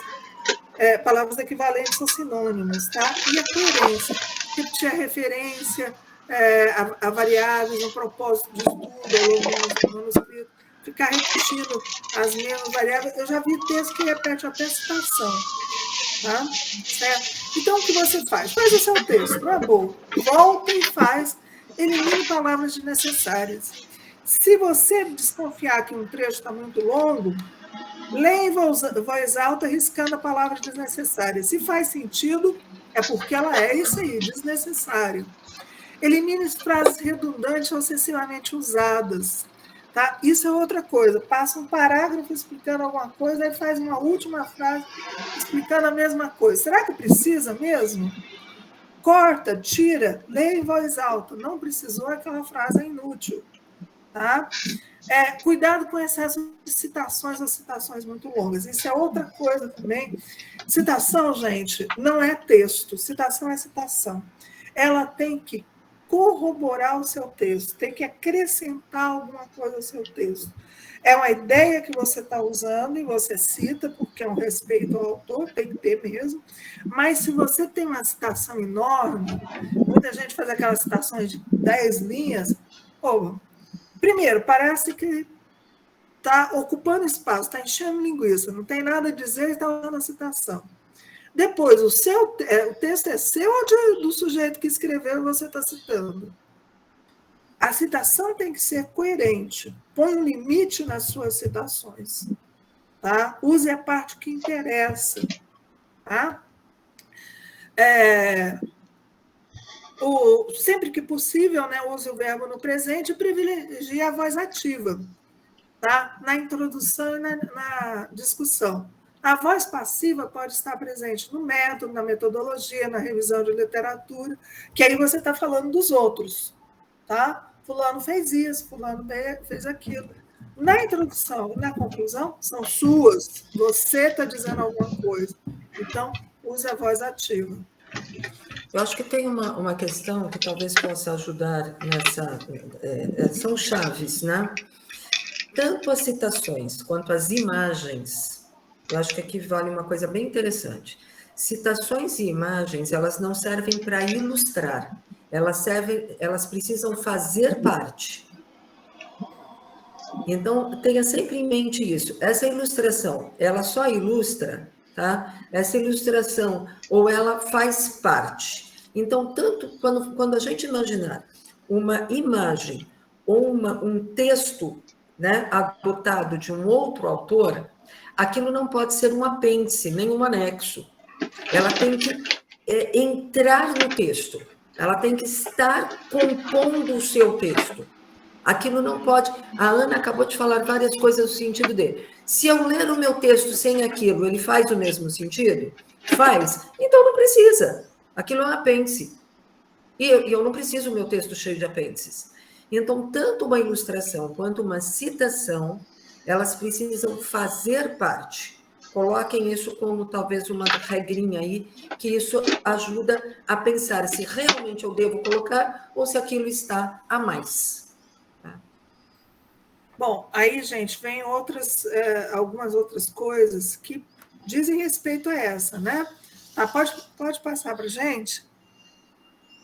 Que menos é mais, né? Tá? Fique atento à continuidade na apresentação das ideias. Não mude repentinamente de assunto. Tem que ter uma ligação, é como qualquer texto, qualquer bom texto, né? Um texto longo pode se tornar mais objetivo se as ideias forem expostas de forma clara e específica. Se o tema for muito longo ou complexo, considere a possibilidade de fazer uma continuação. Olha, eu quero falar da história da televisão brasileira, mas aqui eu vou falar só da primeira década. No próximo texto, eu vou continuar na segunda década, porque, de repente, você está falando uma coisa muito comprida, tá? Não vou esgotar tudo. Às vezes, inclusive, é dizer isso, olha, eu vou pegar esse aspecto, mas compreendo que ele vai além do momento que eu estou estudando. Tá? Organize o artigo em tópicos e subtópicos. Isso aí faça antes de começar a escrever. Faça essa organização para você mesmo. Tá? É um engessamento? Não, é um guia. Se você descobriu alguma coisa depois, pode acrescentar? Pode, mas esse guia vai te ajudar. Tá? Use marcadores para listar as conclusões e outros aspectos essenciais. Eu faço muito isso no meus textos. Eu marco a palavra objetivo e vou lá no final volto para o objetivo, leio o objetivo de novo para ver se contempla. Eu vejo põe a palavra metodologia, vou colorindo de outra cor, metodologia, onde que ela está? Está aqui, está clara, eu volto a falar dela. Então, às vezes, na conclusão, eu preciso voltar à metodologia. A metodologia me permitiu chegar até aqui. Para eu ir adiante, eu teria que fazer outra metodologia. Então, eu digo, olha, de acordo com a metodologia, eu pude chegar até aqui. Então, pode usar esses marcadores, são importantes, às vezes, para a gente se guiar, para o autor se guiar, não se perder no texto. Tá? Para a próxima agora, né? Tá? Estou acompanhando aqui. Então, vamos lá. O resumo deve trazer a síntese das ideias e destacar concepções inovadoras ou ineditismo do trabalho. Isso é uma coisa importante, gente. Ninguém quer botar na sua revista um trabalho que remói, masca, coisa que todo mundo já sabe. É importante mostrar o que o seu trabalho contribui, o que ele tem de novo, o que ele tem de inédito, o que ele tem de diferente. Tá? Atenção para o número de palavras, é diferente em muitas revistas. E eu já vi de tudo. Tá? Tem gente que faz o resumo pequenininho, o resumo enorme. Tá? Essa atenção deve ser lá na primeira leitura. Já estabeleça, ponto, veja. Tá? Atenção para o número de palavras, a palavra-chave do estudo e os elementos principais do título devem constar no resumo abstract. A gente já falou antes, né? O resumo deve conter ainda a contextualização, o tópico geral que trata o artigo, a lacuna, limitações e restrições da pesquisa. Olha, eu sei que a história da televisão é imensa, mas eu vou pegar só esse aspecto. Tá? O propósito, os objetivos, o método e a metodologia, dados analisados, e o resultado. No abstract é comum, é importante, é muito raro não ter, deve ter por resultado.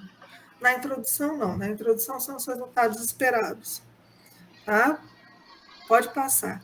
A metodologia deve ser... Simone, você quer acrescentar alguma coisa? Não, pode andar, Ana. Pode andando. A metodologia deve ser elaborada tendo como base o paradigma da investigação. Tá? Eu falo, no meu livro de teoria, eu trabalho com a ideia de paradigmas. São olhares que você tem para o mundo. Como é que você percebe o mundo? Tá? Certo? O mundo é um lugar de conflito, é um lugar que as pessoas colaborando chegam mais longe. Tá? Qual é o seu olhar para esse mundo? Eu citei 2 exemplos, tem outros. É um lugar onde a cultura determina todas as relações. Tá? Então, paradigma da sua investigação. Tá? A estratégia de investigação adotada. O que você tem ali para mexer, para usar possibilidades, instrumentos de trabalho, planejamento desse trabalho, quanto tempo você vai levar, quantas pessoas você vai precisar mobilizar. Olha, eu preciso de 10 pessoas para fazer um grupo focal. São 10 pessoas, eu preciso de 100 para responderem meu questionário na internet. Isso deve estar claro também. O pesquisador deve sempre explicitar de que modo essas opções metodológicas estão congruentes com a natureza do trabalho. Então, eu vou fazer uma amostragem da televisão, tá? 15 dias. Por quê? Porque o método, essa hipótese foi levantada pelo Jacques Queisser lá em 1950, já foram feitos vários trabalhos assim, então não tirei da minha cabeça essa amostragem, alguém importante já usou. Tá? Eu vou fazer uma amostragem de 10% do universo. A diferença entre o universo e a amostragem também. O universo é 1 milhão de pessoas, a amostragem é 10% deles. Por que 10%? Porque é uma amostragem, principalmente nos estudos de comunicação, que o pessoal da biblioteconomia, que trabalha com estatística, vai dar essas amostragens com margem de erro. A gente geralmente trabalha em cima do quê? Outros já fizeram isso. Tá? Já foi feito e deu certo. Então, eu vou seguir esse caminho. Lógico, se você quiser entrar pela estatística, eu terei o maior respeito. Mas, geralmente, o pessoal da comunicação não tem grandes amores por essa área de estatística. Mas explica. Eu escolhi os 10% porque fulano escolheu, eu escolhi os 10% porque a estatística manda, eu escolhi só as mulheres porque elas são maioria no jornalismo, eu escolhi os homens porque eles são a maioria em cargos de chefia. Explique por quê das suas escolhas, sempre explique. Ok? Vamos para frente.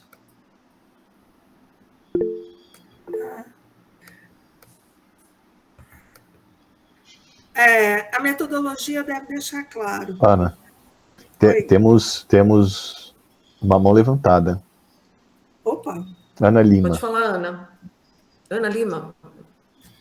Ainda sendo xará, a gente tem que prestar atenção. Olá, professores. Obrigada. Tudo bem com vocês?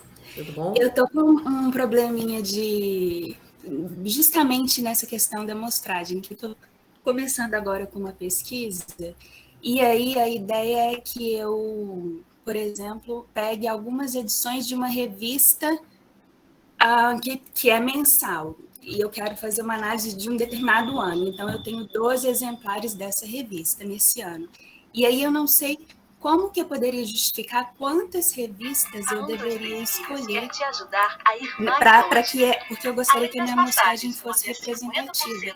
Quantas eu deveria escolher para pensar esse ano todo? Será que vocês poderiam me ajudar com isso? Olha, depende do método que você vai utilizar. Se você for utilizar um método, uma análise de discurso, por exemplo, você tem que diminuir o número de revistas. Se você for ter uma análise de conteúdo, talvez você tenha que trabalhar com o universo mesmo de 12 revistas. De 12. Agora, talvez, Ana Lima, o que você pode fazer é o seguinte: quando você fala, eu quero trabalhar 12 revistas, o que você quer dessa revista? Por exemplo, eu quero trabalhar o editorial, aí dá para trabalhar com os 12. o universo não é tão grande assim, dá para trabalhar com 12 editoriais. Não, eu quero trabalhar especificamente matérias que trouxeram. Então, se você... A minha primeira pergunta para você seria, se você já não tem um recorte dentro dessas revistas. Por exemplo, eu fiz um trabalho analisando capas de jornal, tá? A primeira página, que é a primeira página, né? Primeira página do jornal. Então, o que a primeira página do jornal trazia? Então, apesar de ser um quantitativo de jornal, de edições muito grande, eu só trabalhei capa. Então, é assim, o que você quer com essas revistas, Ana? Você vai analisar a revista inteirinha? Uau! Né? Até aí, é assim, o que efetivamente você quer com essa revista? E se você for trabalhar a revista inteirinha, você precisa de um outro recorte. Por exemplo, quais são as editorias? Aí você pode pegar as 12. São editorias que se repetem? Eu nem sei qual é a revista, mas vamos supor, revista feminina. Os 12 exemplares trazem moda, comportamento, maquiagem, culinária, né? Então, eu quero só citar quais são as 12, nas 12 revistas, nesse ano, quais foram as editorias. Então, depende, porque, de repente, você não precisa cortar o número de edições. O que você precisa é filtrar o que você está buscando nessas revistas. E, Ana, pense... nós estávamos falando das palavras-chave, tá? A palavra-chave, que é o nome da revista, vai estar em outros estudos. Busque em outros estudos que tenham essa palavra-chave. Aí você vai, primeiro filtro. Segundo filtro, o método ou metodologia, ou até a técnica de análise que você vai utilizar. Então, falando, a revista, vamos dizer que seja isto é. Análise de conteúdo, tá? Isto é, você filtrou essas duas coisas. Teses, textos, e aí você vê, fulano que estudou análise de conteúdo da Isto É, usou X exemplares. Oba, tem uma dica. O Beltrano que estudou análise de conteúdo da Isto É, usou X mais Y exemplares. Eu posso, inclusive, citar, fulano usou tanto, Beltrano usou tanto. Para o meu trabalho, eu cheguei à conclusão que vou usar o de Beltrano, que é mais completo, tá? Certo? Então, você vai aonde? Em quem já fez alguma coisa nessa área. E lembrando, quanto mais o autor é relevante, em termos históricos, como é que eu vejo que um autor é relevante? A academia é muito estratificada. Você vê a pessoa pela formação dela. Então, um pós-doutor fez uma pesquisa e usou uma amostragem de 100, e um mestre usou uma amostragem de 50, prefira do pós-doutor. Tá? Uma pessoa que é reconhecida internacionalmente, ganhou um prêmio, usou 100, oba! O outro que é legal, mas não fez um mestrado ali, ele está na segunda opção. Tá? A academia é muito estratificada, ela te dá as dicas dos caminhos a seguir. Respondemos a sua pergunta? Sim, eu vou pensar nisso. Muito obrigada. Bom, a metodologia deve deixar claro a natureza da análise, que quantitativa ou qualitativa, as técnicas de análise, tá? Entrevista, questionário, observação participante, grupo focal. Nós vamos falar em 200 aqui, ainda tem outros que não vão conseguir esses 200. Isso são técnicas de análise, tá? Como instrumentos ou técnicas de pesquisa. Olha, eu vou usar grupo focal, mas eu vou colocá-los em uma sala. Eu vou usar o grupo focal, mas vão estar no shopping, tá? Ou vou usar um grupo focal diferenciado, qualquer motivo. Você tem que explicar, tá? Certo? Eu fiz questionários, mas só respondeu o questionário quem participou do meu Facebook. É diferente, tá? Certo? De você ir lá, bater na porta da pessoa e perguntar. São resultados diferentes, isso tem que ficar muito claro. Os fundamentos teóricos da sua construção, outros estudos em que nos baseamos, olha o que eu falei, outros instrumentos, fulano usou esses instrumentos para analisar a revista, isto é, eu vou analisar a revista Caras com os mesmos instrumentos, tá? Ou resultado de uma etapa de estudo prévio. Eu fiz um primeiro trabalho, com esses elementos, agora eu vou repetir em outra amostragem, em outra situação. Detalhamentos técnicos, né? Tipo de entrevista, contatos. Olha, eu entrevistei 200 pessoas. Como é que eu cheguei a essas 200 pessoas? Uma me indicou a outra, tá? Eu pesquisei no catálogo, não existe mais nem catálogo de telefone, né? Mas vamos dizer o virtual, quem morava naquela rua e tinha essa característica. Então, como eu cheguei a essas pessoas? Do mesmo jeito, você está falando amostragem, revistas, como eu cheguei a essas revistas que eu vou pesquisar? Revistas, quando são antigas, tem um problema, por exemplo, de conservação. Tem uma amiga que trabalha com história da mídia, então, às vezes, ela tem acesso ao jornal antigo, jornal muito antigo, mas eles estão recortados, falta alguma coisa. Então, ela tem que deixar claro, olha, tem uma página tal, mas falta o canto superior, o canto inferior e tal. Ninguém tem, é o único exemplar que tem desse jornal, mas ela tem que deixar claro, né? E são esses cuidados que vão dar o quê? Validade e fiabilidade. Você tem que ser honesto com sua pesquisa. Tá? Eu só pude investigar 5 exemplares do jornal antigo porque não tem mais. Né? Certo? Ou eu só tive acesso porque tocou fogo, saiu, acabou, ou a pessoa não quis me dar os documentos. Esses cuidados é que vão deixar claro a confiabilidade do seu trabalho. Certinho? A análise dos dados deve considerar a descrição sequencial dos procedimentos envolvidos e dos resultados que apresenta, o modo do tratamento e análise dos dados, tá? Certo? O modo de descrição dos resultados. Olha, eu vou contar, na televisão isso é muito comum, eu vou descrever as cenas, cena por cena, ou eu vou descrever só o grosso modo que aconteceu. Tá? Eu vou ver o padrão de reportagem, né?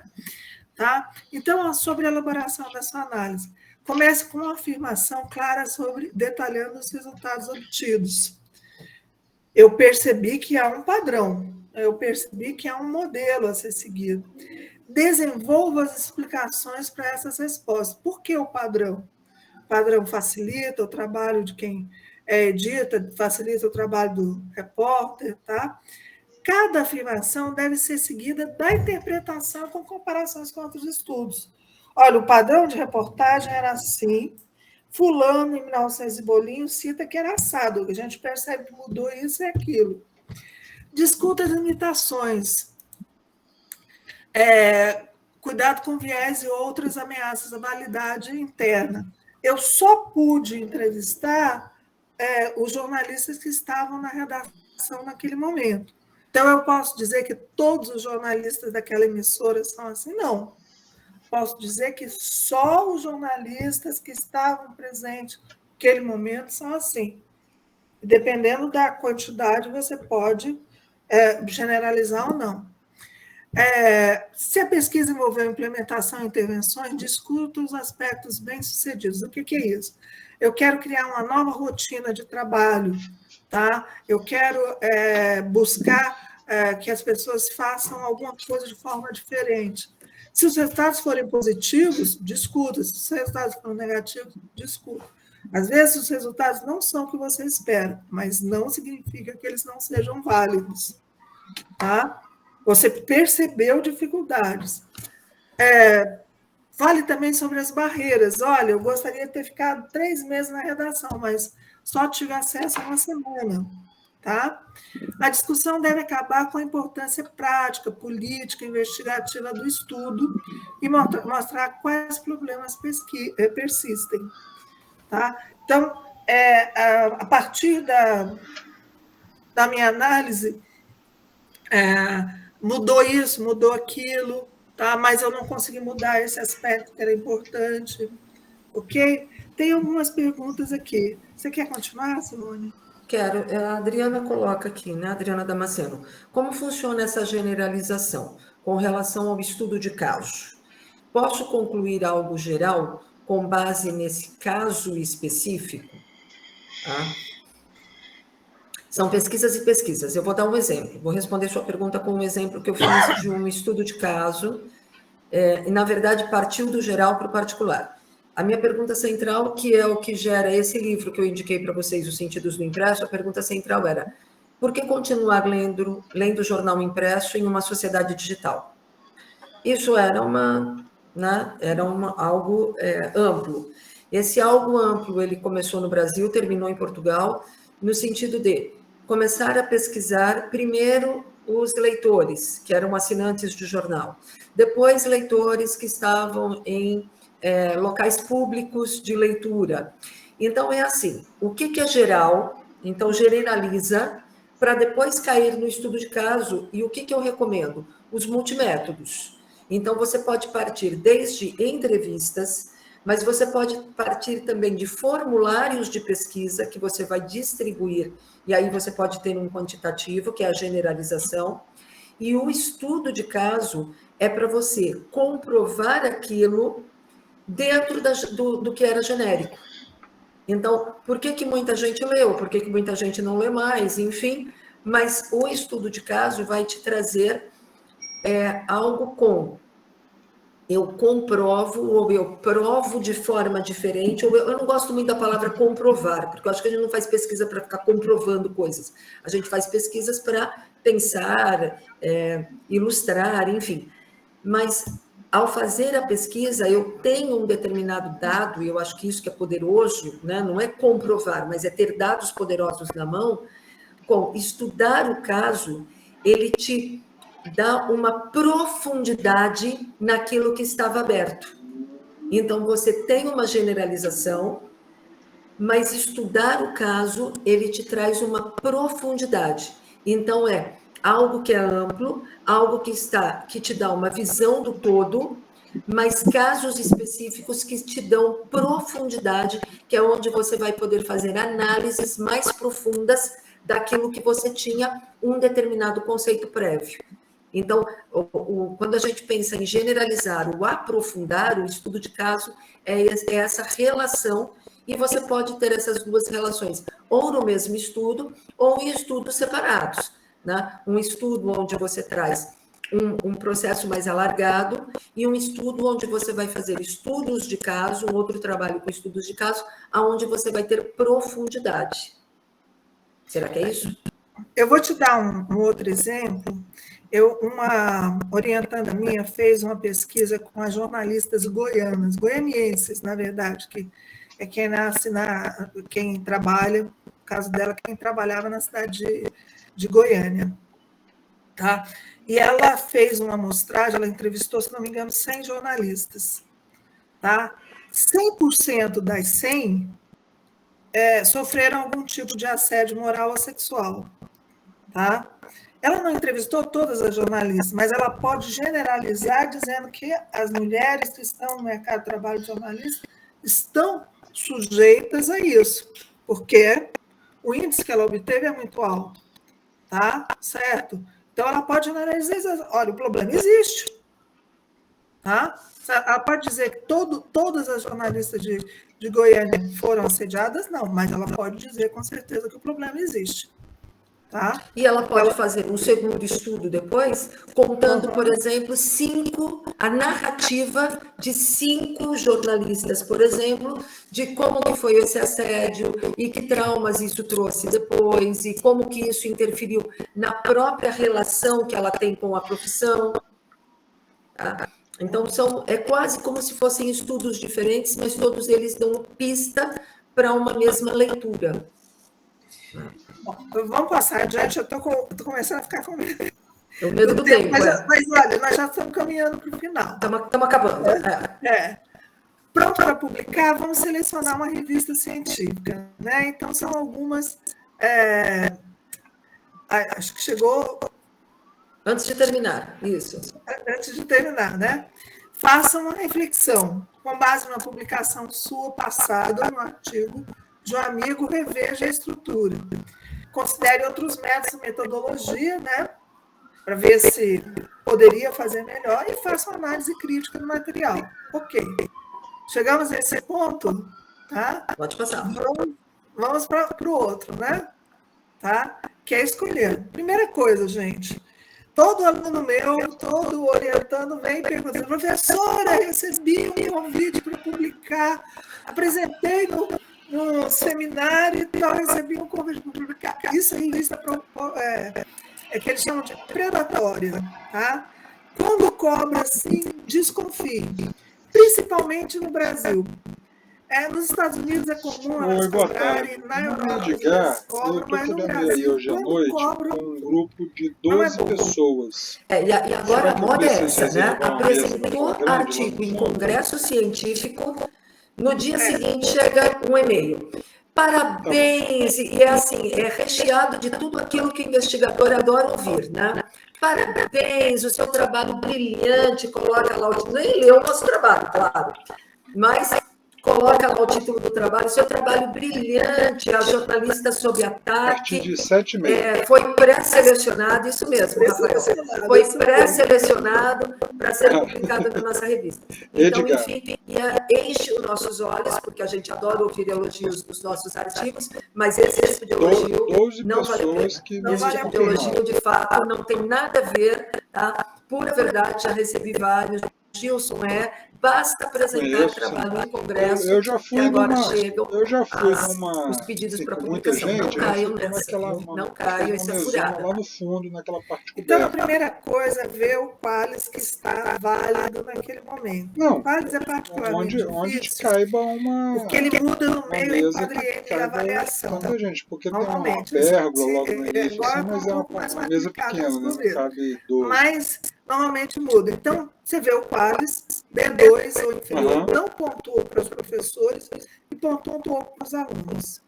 Em tempos de dúvida, verifique também o Google Acadêmico e o Publisher Page, que são as revistas com maior citação. Da churrasqueira ou tem essa outra mais perto dos banheiros aí, né? A partir desses dois aí itens. consegue juntar. Então, se a revista está muito bem nesses pontos, então essa mais na frente para a rua. O próximo Qualis ela vai estar bem. Verifique indexações. Tá? Indexações no Cielo, nos corpos. Isso tudo significa que a revista é boa. 5,9 e verifique instituições, a universidade que ela está ligada. Tá? Boas revistas geralmente estão ligadas a boas universidades. Tá bom, mas é porque eu chego um pouco cedo, tá? Você falou que cai a reserva. Vamos passar. Simone. Essa parte agora tem que ficar delicada. Porque assim, isso ainda não é uma prática tão comum, mas já está acontecendo e tem várias revistas que vocês já vão poder ver esse tipo de coisa. Que é o seguinte, começaram a perceber que artigos com 4 pessoas, 5 pessoas, nem todo mundo, né? Um pesquisa, o outro dá o título, o outro faz uma revisão e os outros 2 assinam junto.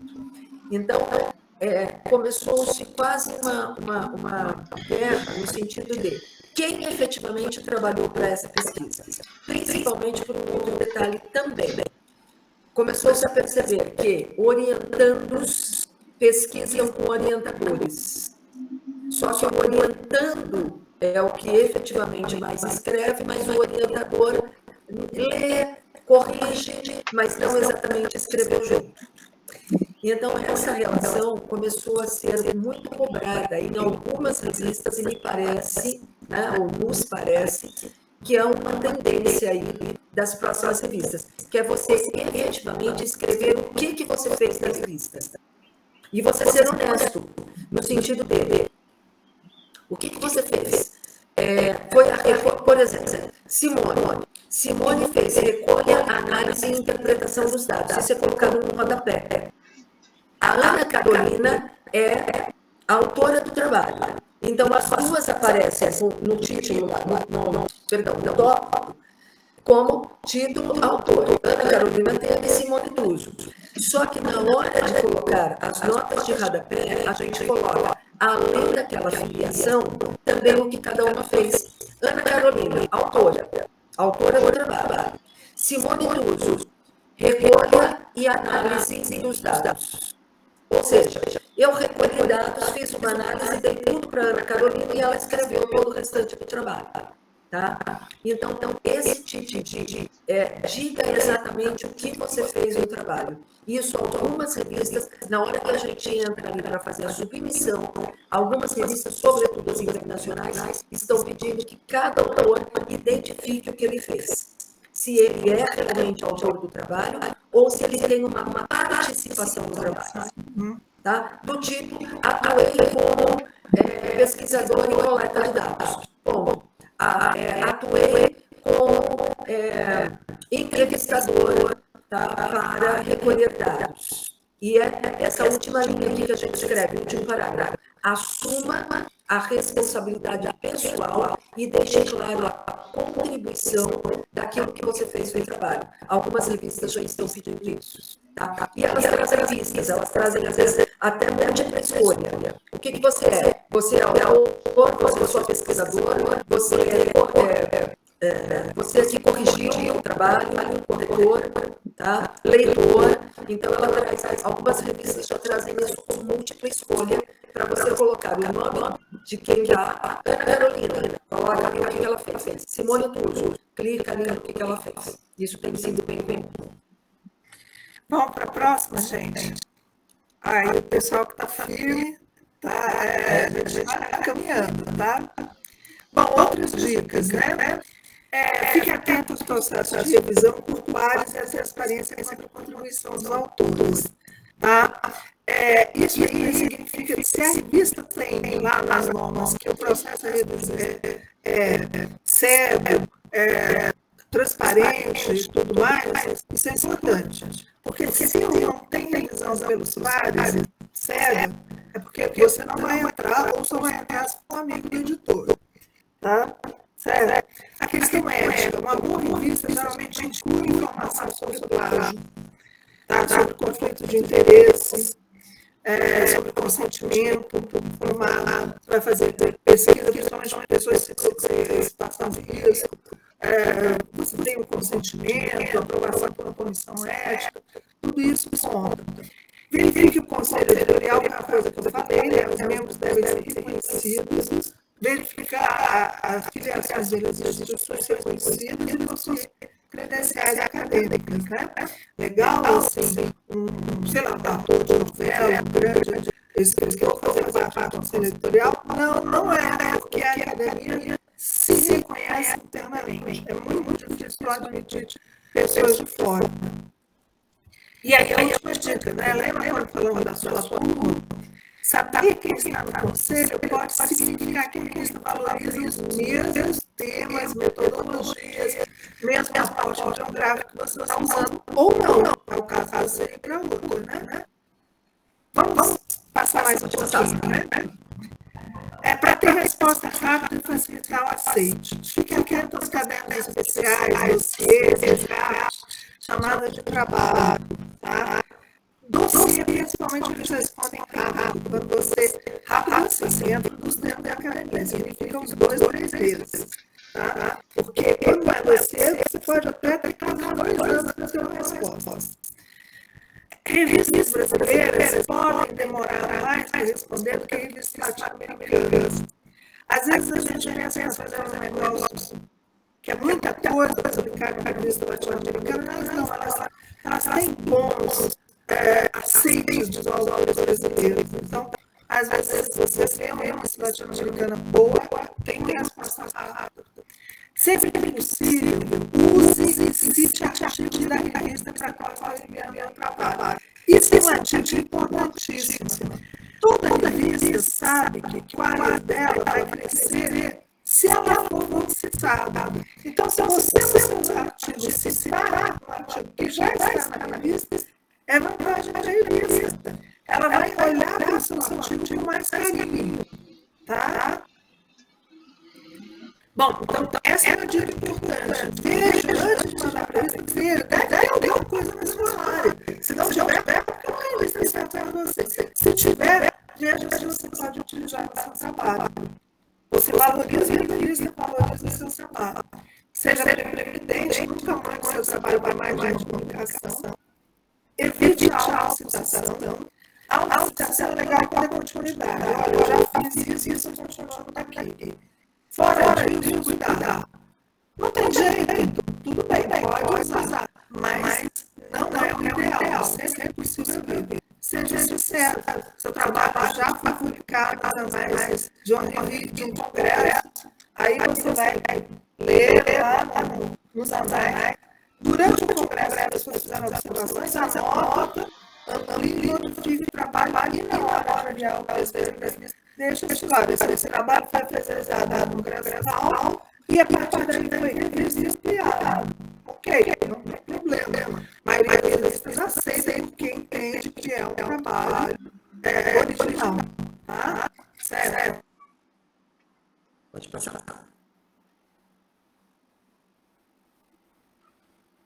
Isso.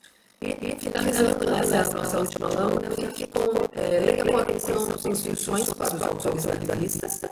A revista fica brava quando você não manda um template certo, não coloca fora a quantidade de caracteres, tá? Então, leia até o tamanho de título, o tamanho de resumo, o tamanho do texto, normas da CNT, as dicas que a própria revista passa, né? As regras, né? As regras que as passa de figura, gráfica, ilustração, tá? E, finalmente, adaptar o texto em conformidade com as normas, sempre respeite o processo de revisão e responda aos comentários dos revisores e considere as alterações assinaladas no trabalho, se efetivamente você quer aplicar naquela revista. Tá? Pode passar, tá? Aí, a última lâmina tem os nossos e-mails. Isso. Tem o meu e-mail da Carolina, obviamente a gente está à disposição e para a gente não parar para conversar. Quem quiser fazer suas aplicações de Ana, fique à disposição. E é isso, gente. Eu acho que é um pouco de isso que a gente queria conversar com vocês. Tomara que tenha sido muito útil, né? E que algumas dessas observações possam ajudar nesse processo nosso, nessa nossa luta sempre de escrever com conteúdo e qualidade que as revistas possam acessar. Muito obrigada.